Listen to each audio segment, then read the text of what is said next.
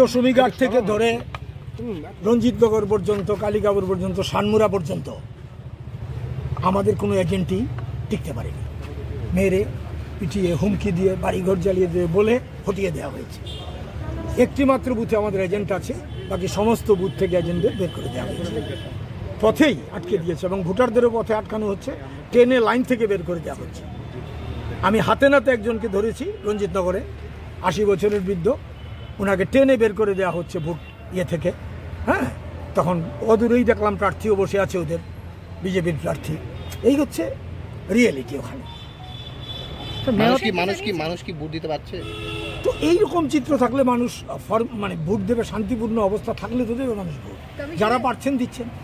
কমিশনের নজরে নিয়েছি। কমিশন আর সকালেও আমি আরোকে বলেছি, আরও বলেছেন, আমি তো বলেছি। আমি সেক্টর অফিসার কাউকে পেলাম না, হ্যাঁ, পুলিশ অফিসার কাউকে একজনকে পেয়েছি, আর বাকি কাউকে পাইনি। আমি এই অবস্থা জটলা করে দাঁড়িয়ে আছে এই যে এএমসি গ্যারেজ, তার সামনে আমি পর্যন্ত বাধা পেয়েছি। তো সাধারণ ভোটার তো পাবে।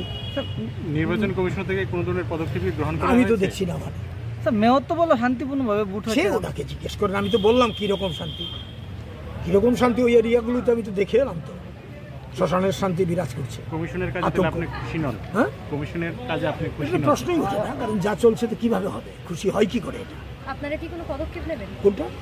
কমিশন ছাড়া আমরা কার কাছে যাব? কমিশনের কাছেই তো যাব। কমিশনেরই তো পদক্ষেপ করার কথা। কমিশনের কাছে ছাড়া আমরা কার কাছে জানাতে পারি? কমিশনকে বারবার জানিয়েছি, সব জানিয়েছি। এই হচ্ছে অবস্থা। Subscribe to Tripura Info and press the bell icon so that you never miss any latest updates and news on Tripura.